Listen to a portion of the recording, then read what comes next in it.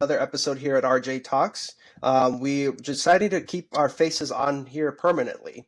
Hope you guys don't mind that, seeing a little bit more of us each week as these episodes get posted. But for this today's episode, we're going to be talking about a topic that's been trending around the NFL typically. Which NFL wide receiver will be the first one to break the 2,000 yard receiving yards in a season barrier mark? It's a huge accomplishment, Jose. If whoever is the first to do this. And it's a list that is entirely made up by not just the NFL, but by Ricardo as well. He decided to put six players together, right? Six players together in order to pretty much say that these guys are going to be the ones that are most likely going to pass 2,000. Now, there is one person in this list that is expected to pass 2,000 if he is able to land himself with a specific team. But either way, it's looking like he will. And we don't want to No, give too much away before we even start talking about it. no, absolutely, absolutely. So it's the topic going on with the segment here, and I'll go ahead and get down to it, Jose. As far as the top five players with receiving yards in a season, which players they were, what year it's been done, and the yardage mark that it was done. So I'll get started here. I'll start from five and make my way to the top. So at number five, for the player who has the fifth most receiving yards in NFL history, shouldn't come to a surprise here. Mr. Antonio Brown, when he was with the Pittsburgh Steelers in 2015, got a total of 1,834 receiving yards in a season, back when he was 27 years old, when he was at his prime. Um, Jose, it shouldn't come too much of a surprise because it was well known during out that process with the Steelers is that Antonio Brown lived for those targets by Big Ben and would quite frankly get upset with teammates who took away his targets. Absolutely. And Antonio Brown, we can't deny the fact, despite all of the allegations that have come his way, and despite all the drama that he has also caused throughout his NFL career, as well as his career outside of the NFL, it seems to be at this point in time that we have to also respect the numbers that he has put up. Even though he has fought with other teammates on every single team that he has been on, there's no question that when the ball came his way, he had delivered. Absolutely. When it was his time to lead the team and he was the man, he was able to put up the numbers. Unfortunately, they just ran into that better team year after year in the postseason. I don't have to tell you what team that is, Jose, do I? No, you do not. All right. Well, that was number five on the all-time list. Number four on the all-time list is widely considered the GOAT in the position. He's considered the GOAT in my opinion as well, Mr. Jerry Rice, when he was with the San Francisco 49ers. However, this was after Joe Montana left, Jose. This was the year 1995 when Steve Young was taking over, and Jerry Rice, at 32 years old, got a total of 1,848 yards in that season back in 1995 when it was a much physical game and it was very, very hard to complete passes compared to today's pillow uh, uh, um, pillow fight rules. That's what the word I was looking for. It comes as no surprise to me either, Ricardo, that Jerry Rice is up on this list. I was expecting to hear his name a little bit higher, to be honest with you. But Yeah. the fact that he was still able to do this, even with the passing, even with the passing of the torch, so to speak, over to Steve Young from Joe Montana, he was still able to put up these numbers. He, at this point in time, going into 1995, had been a respectable receiver. Right. So the fact that Joe Montana was able to pass that on literally, quite literally over to Steve Young knew that Jerry Rice was the guy. So that was the target after target after target was Jerry Rice. Whereas Joe Montana, as we have seen in the past, Ricardo was a much more balanced quarterback. He passed the Hmm. ball around to the other teammates. He gave everybody a shot at putting up those kinds of yards. So with a new quarterback coming into place, he said, "You know what? If he's the top dog, if he's the hot hand, then I'm going to be passing it to him." So it comes as no surprise that Jerry Rice is on this list. Like I said, Ricardo, I expected him to be a little higher. So I'm looking forward to hearing who the other three are. Yeah. I honestly was expecting a little bit higher as well, but hey, number four all time, considering the time that he set the record for this. The That's time nothing to he sneeze at. That's That's nothing to nothing to sneeze at sneeze at all. that's No. nothing to sneeze at all. But at the time that he accomplished this these yardage, he was number one. at the time. I should say this. He was number one because the guys above him right here are the modern era of passing. So take Yep. that with you, Will, NFL purists. So at number three, we got a guy who is very similar to my favorite receiver of all time, Jose. He just happened to get caught with a bad team, but had all the talent in the world. It was clear from day one that he was the man, and shared the same number too. Not the number two, but they both shared the same number. That being number 11. We got Mr. Julio Jones at Yep. 26 years old in 2015 with the Atlanta Falcons. Got 1,871 receiving yards. The My year goodness, that the yeah. Atlanta Falcons had gone to the Super Bowl, and Matt Ryan, if I remember correctly, won NFL MVP that year. I could be wrong. Or I thought it was was it the offensive I player? thought it was the Or year was it before. offensive player of the year?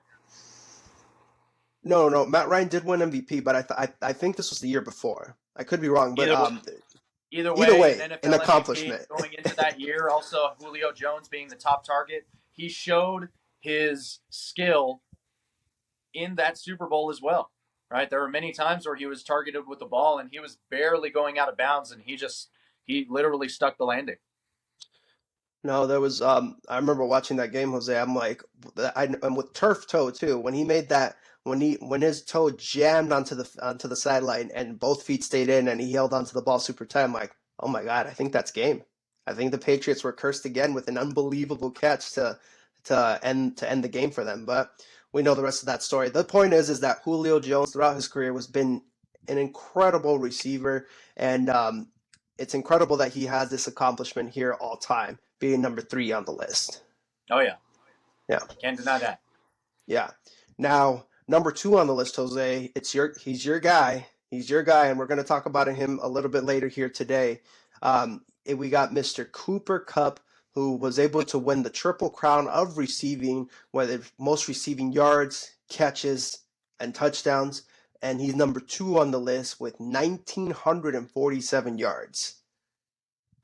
I didn't realize he was that close to breaking it, Jose. When it came out, I didn't realize he was that close to breaking it when the season was happening. But I look back, I'm like, man, he was that close to reaching it. And was that the year that they went to the Super Bowl as well? Yes, sir. Yeah, that's insane. Ricardo, I thoroughly enjoyed watching his play style throughout the entirety of that year. Mm-hmm. And without giving too much away, right now, I believe after watching his film, he is one of my favorites, if not my favorite modern receiver in the NFL right now. He's fantastic. He really is. No, absolutely. I mean, he's shown himself that he belongs in the elite class of receivers, and he's the guy for LA. The Rams go as he goes. If they get him the ball, they're likely to win. If they don't, then it's not going to go too well for them. And I agree with you, Jose. One of the more technical receivers, not just because he's not the more athletic, but because of the football IQ. You've mentioned it several times, Jose, but I'm going to stop myself before I get too ahead of myself. But I agree 100% your take on him. Now, number one on this list.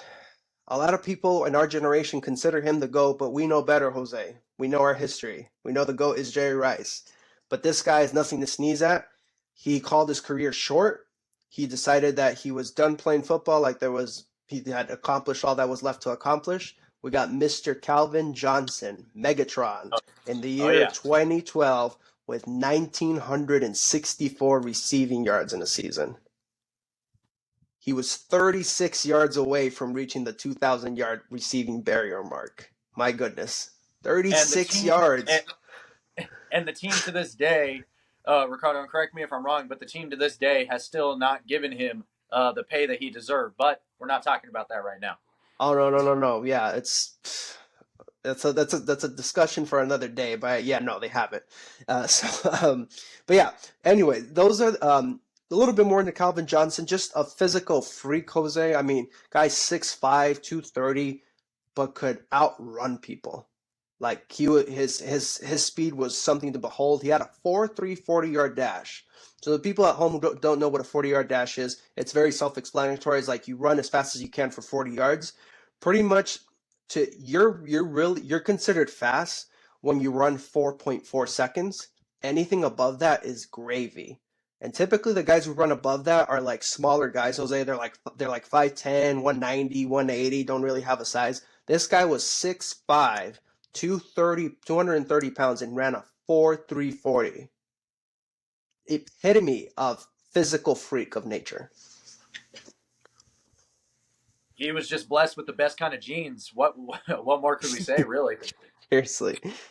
But yeah, those are the top five all time for now and most receiving yards in a season. And I felt it was important to pay our respects here, Jose, as far as for these guys who accomplished this throughout the season, because if one of these guys breaks the records, we got to remember the guys that came before him. That's how I look at it. But let's not waste any more time here, Jose. Let's start out with the guy, the heavy favorite that most people think is likely to break the record here, and we got Mr. Tyreek Hill.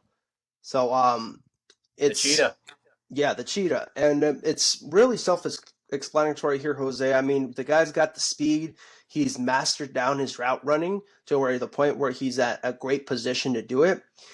Here's my problem, though, Jose, as far as why I don't think he personally is going to break it, even though he has all like the physical tools. He has an outstanding number two, so he doesn't get double covered every time. The quarterback. That's my only issue. The quarterback, yes, absolutely, Ricardo, 100%. The quarterback was the biggest issue here. Well, and let's rewind a little bit, Ricardo. Here, when he was with Kansas City, all right, he did not put up the same amount of numbers yards-wise than he did just this past season with the Dolphins. This past season with the Dolphins, he put up 1,710 yards throughout the entirety of the season. And that's not even including the playoffs, all right? So we're talking about just regular season. That's it. The year before that, it was 1,239. The year before that, it was 1,276. His highest yards per season with the Kansas City Chiefs was back in 2018 with 1,479 yards. So he didn't even hit 1,500. So what I'm getting at now, Ricardo, is that he was very much a deep threat in Kansas City, and we've said this time and time again. Yep. When you're a deep threat for a team, everybody below you is going to be past the ball, right? Mm-hmm. Is going to be past the ball much more often than they are going to be going deep. It just so happened that Tyreek Hill was able to get open in those clutch moments for Patrick Mahomes, right? So if he had a quarterback like Patrick Mahomes and he was still getting this, and he was getting more targets than he is, who's to say that he wouldn't break the 2,000 yard mark, Ricardo? Absolutely. But here's the problem with Kansas City. I mean, it's a great problem for them to have, but here's the problem why he would never have broken that record staying in Kansas City. You got a future Hall of Famer tight end in the middle of the field that you got to get his targets to. Exactly. Yeah. And that's the point that I'm really trying to drive home here is that you have all of these other threats on the offensive side of the ball that you just can't look away from, right? Mm-hmm. Tyreek Hill in Kansas City was not the number one offensive threat, and this may be a controversial side to all this, Ricardo. This may be a controversial opinion, but he most definitely was not the top or the most dangerous offensive threat. All right, and they proved this past season when they won the Super Bowl. They won the Super Bowl with some short passes and some midway passes. The number one offensive target was a tight end. Granted, that tight end is a future Hall of Famer, but a tight end nonetheless. It's not a receiver. It's a tight end, the big guy who's meant to block and occasionally catch the ball. Not catch the ball as often as he did. So Tyreek Hill moving on to Miami, he put up some great numbers. That's fantastic. Awesome. Next season, they're going to have his number. They're going to have Jalen Waddle's number, and they're going to have his number.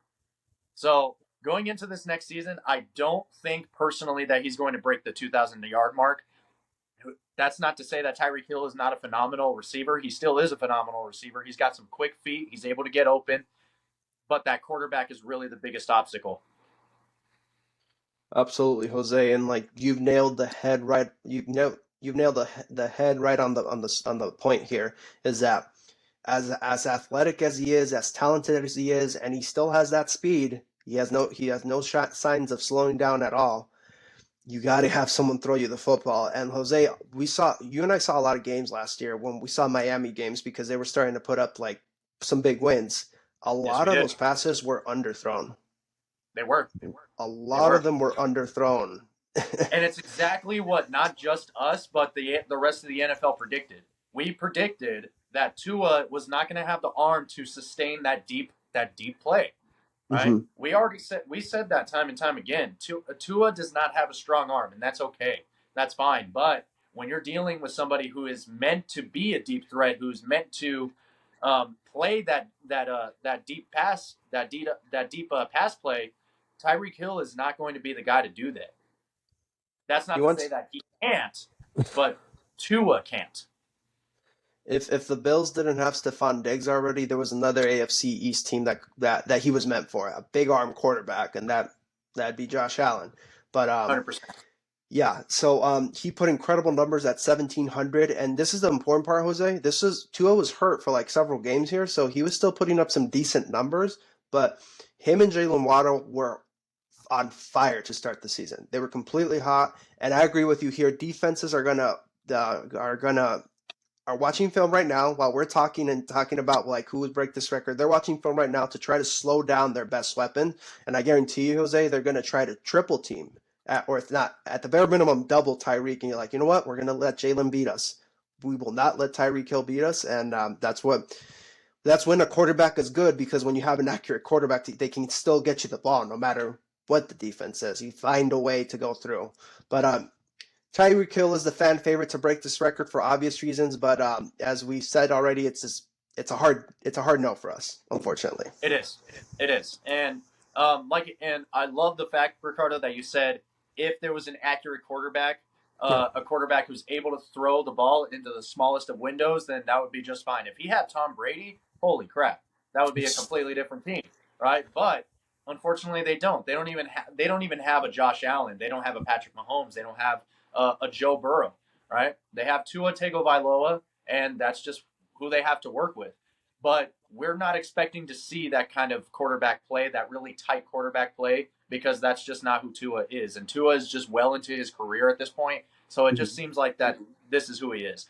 And I'm being as direct as I possibly can be here, Ricardo. I'm not downing his play. He is still a decent quarterback, but he's just not that guy to help Tyreek Hill to get to that 2,000-yard mark. Yeah, no, absolutely. We'll talk to about the Miami Dolphins and their like later on as the season starts coming along closer. But as far as for this conversation, Tyreek Hill possible, but unlikely in our opinion. But that's no. The whole thing is that we can see him doing it, but we can't see it happening because of the piece around him. But anyways, let's move on to another elite wide receiver here in this group, Jose. Another guy who has a chance to break the 2,000-yard mark because he is the top. He is one of the elite receivers, considered at least top five in my opinion, because he's I can't deny the numbers he's been putting up, and he did it again while he was away from his team that he left. He went to Las Vegas. We got Mr. Devontae Adams, who last year he had less receiving yards than the year before in Green Bay, but he had more touchdowns. He had 1,516 yards last season, and he had 1,553 receiving yards the year before. So he's showing some consistency for high production here. And he still did it. Let's make sure that we make this point, Ricardo. He still did it with less than stellar quarterback play. Right? Absolutely. We can't deny anymore, Ricardo. We've said it in the past. Derek Carr is a good quarterback, or in this case, was a good quarterback. Mhm. Was a good quarterback. This past season was just, I mean, to put it bluntly, Ricardo, it was awful. It was awful for Derek Carr. It really was. I mean, and it's a shame because we've sung some high praises for Derek Carr. He's shown us some solid quarterback play. I wouldn't even say stellar play. I would say just solid, very reliable quarterback play. Unfortunately, early on in his career, he was plagued with injuries, so he was out quite frequently. Mhm. Going into next season, now that Derek Carr is out of the picture and he joined New Orleans, and now we have Jimmy Garoppolo from the Patriots over to San Francisco, and now with Las Vegas, let's see what kind of production he's going to bring. He, in my opinion, is a better passer than what Derek Carr is, Mhm. but he's almost just as inconsistent as Derek Carr is. I don't know if you agree with that sentiment, Ricardo, but that's just based off of the observations that I've had or that I have seen throughout these past couple of seasons with Jimmy Garoppolo and the San Francisco 49ers. Yeah, no, absolutely, Jose. It's just it gets to a point with Jimmy Garoppolo where like he let me put this bluntly. Before the Super Bowl, he looked great. Before that Super Bowl that he played in, he was looking good, like he was looking in rhythm. He was looking like the guy. He was looking like okay, he's going to be the top one of the top quarterbacks in this league. And then Right. after the Super Bowl, when he overthrew Brent, I believe it was Brent. It was IU. I can't remember the receiver. Anyways, it was less than 20 seconds left, and he chucked the ball deep, and he overthrew the receiver by 1 yard. Had he got the receiver in stride, that would have scored the game-winning touchdown and won the Super Bowl. It would have been an instant classic. But ever Yep. since then, Jose, he's just gotten more. Uh, his lows have been a lot more low than they were before that Super Bowl. Now, I don't know if that's like you can say Super Bowl hangover, what you call it, or injuries, but great players still play great despite the circumstances around it. You see great moments from them. Or in this case, good players still show why they're good players. And I agree with you, Jose. It's just when people, the funny thing is that when I saw like, oh, they got Jimmy Garoppolo over Derek Carr, I'm like, I mean, you kind of just switched names. You got the similar style quarterback play from both guys. Now, don't get me wrong. Jimmy Garoppolo's highs have been better in some cases than Derek Carr's, but I've seen more clutch moments from Derek Carr, whatever that amounts to, because the Raiders haven't won anything like in regular season Right. games. Yeah, Right. but Little glimpses of being clutch. yeah, exactly. So I'd say it's a hard no, but I can still see Devontae Adams putting up high numbers and high production, but I don't see the Raiders winning any games. But that's a different story for another day. But Yeah. uh, Yeah. So as far as Devontae Adams receiver play goes, we have to address one big elephant in the room, Ricardo, and that's the Raiders defense. The Mhm. Raiders defense this past season was very close to just awful, terrible. We can't deny that either.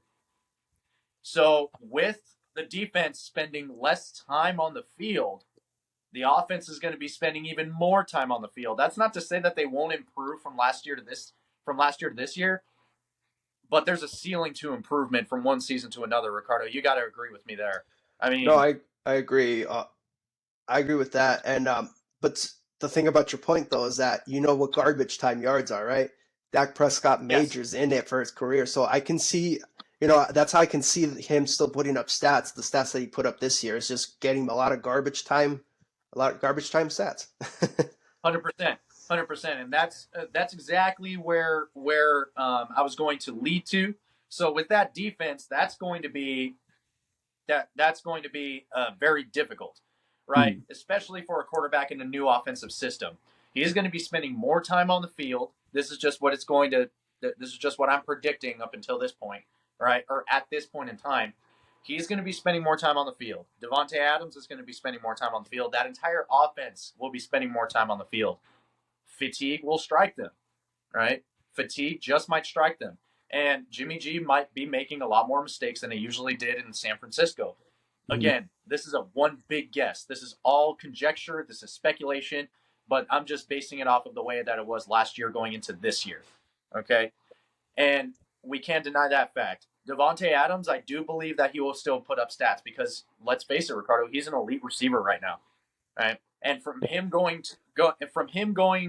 to Las Vegas from Green Bay, where he did have stellar, accurate quarterback play, and he was still able to make it happen with Derek Carr. I don't deny the fact that whoever is throwing that ball to him, he's going to make it work because that's just the player that he is. I do think that he's going to put up stats next year. There's no doubt about that. But we can't deny the fact that there will be some mistakes made simply because there is one big glaring issue with the Las Vegas Raiders, and that is that defensive core. Yeah, and to add on to your point, Jose, about the offense spending more time on the field than they usually do, if that happens, that means Jimmy G has more chances to get hit and to get hurt, and that's always been his problem. Dating back to the Patriots, when Tom Brady was suspended, he got hurt and didn't play for a couple games. He's always gotten hurt. only one time was it like a season-ending injury, but you get my point. Is that like he might be out for a couple games, and then you have the backup come in, and it's still.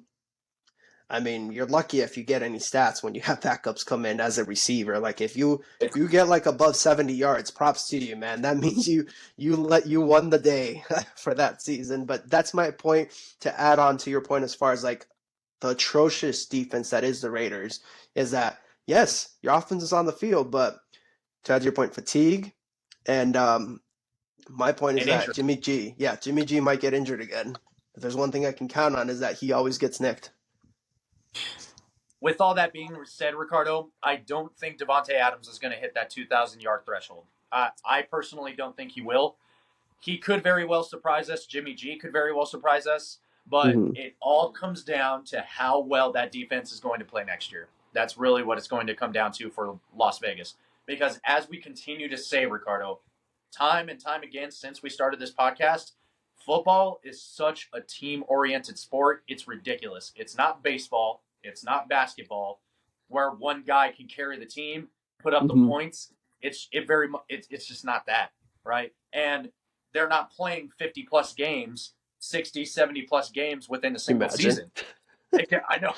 Oh my gosh. Yeah. The injuries that would plague those players would be dead by the end of the season. Yeah. So, It's like careers but they have, last 2 years. yeah, they have 17 games throughout one season to make it happen. So each and every single game counts, and the team needs to be as cohesive as they possibly can be. So it comes down to that defensive core for Las Vegas. Is Devontae going to put up some numbers? Absolutely. I do firmly believe that. But he's not going to be hitting 2,000. I'm sorry, but he's not. I 100% agree with you there. Like, yeah, I'm good to move on to the next player because I could not say any better than you just did now. So, Let's do it. next receiver, and I'm going to take a step back here because I want to hear your thoughts on this. Next receiver that I have on the list that's likely to break the 2,000-yard barrier mark did have an off season last year, but he was hurt.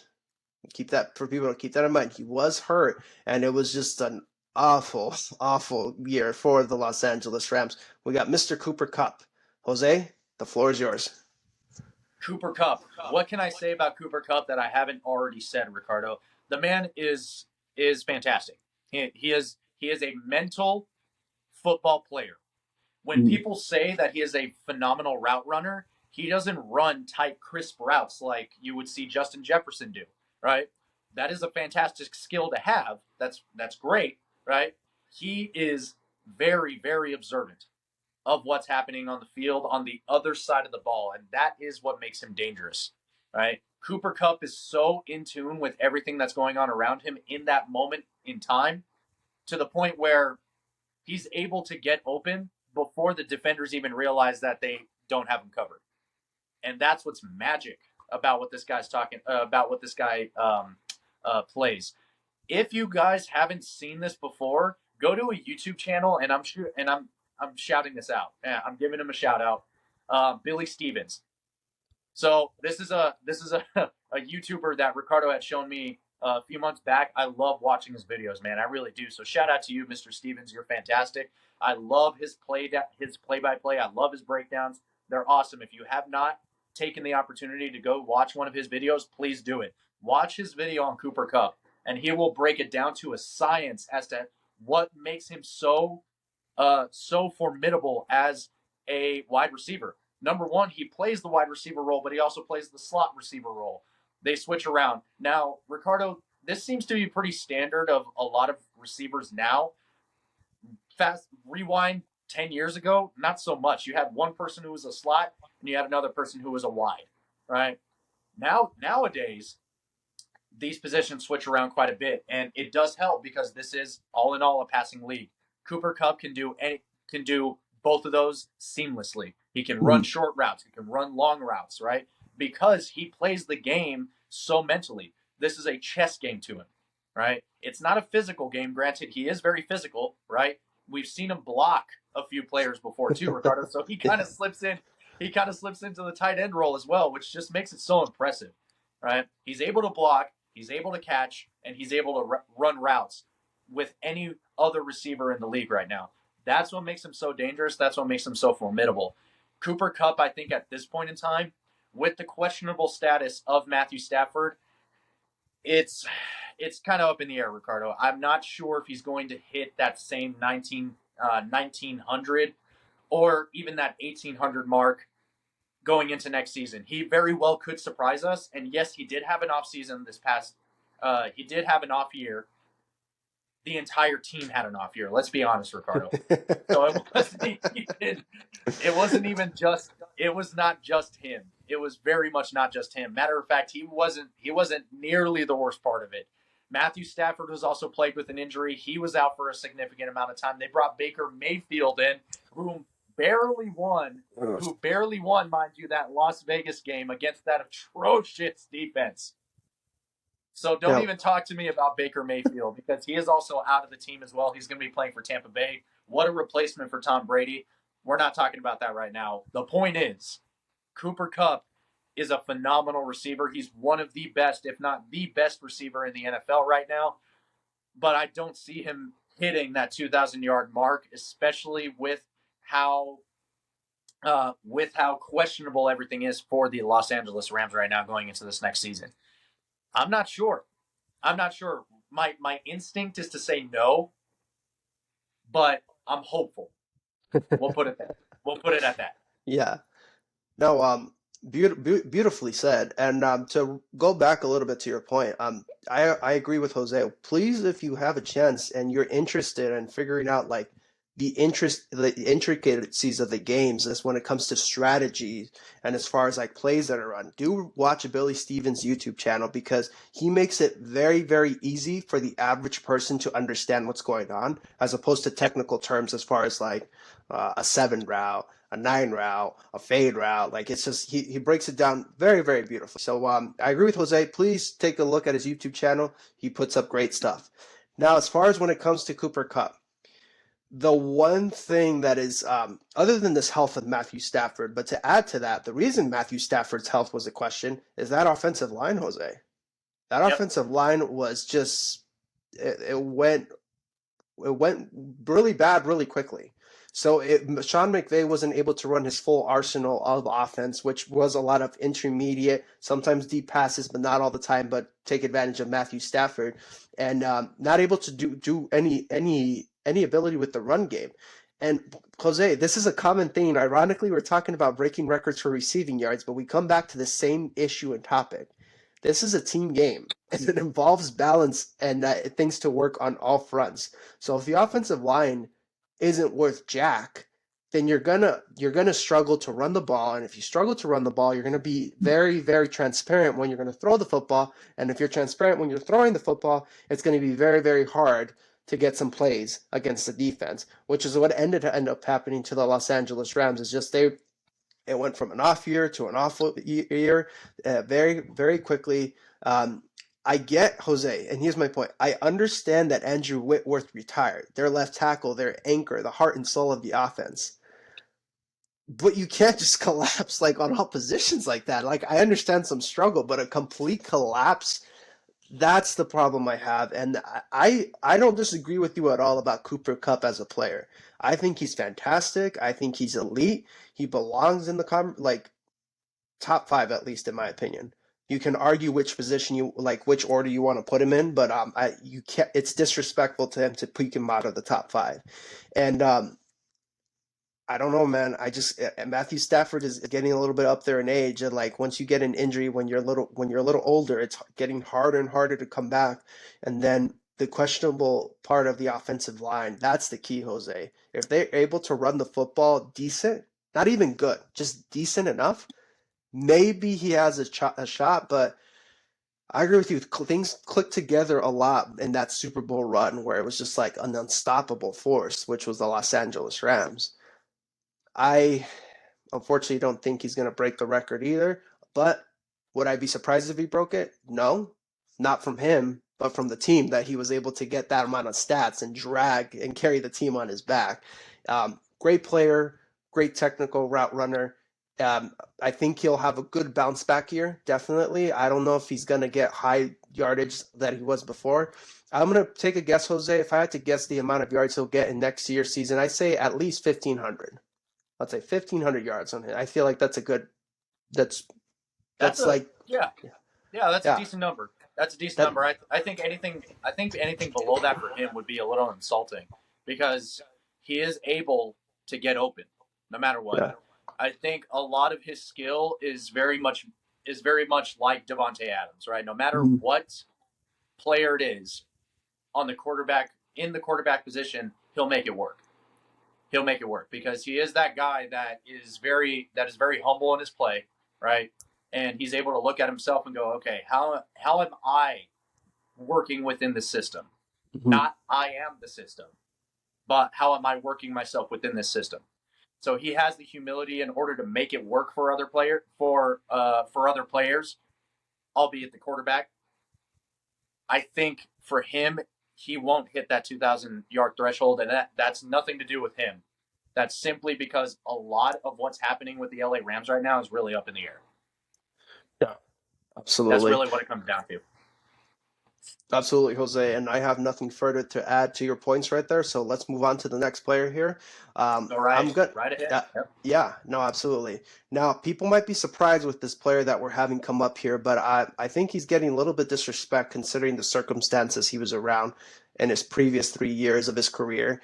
We got Nuke, DeAndre Hopkins, the number one weapon, as an elite receiver, and he just he has a Hall of Fame projected career as far as like how he's able to do with stats and all that.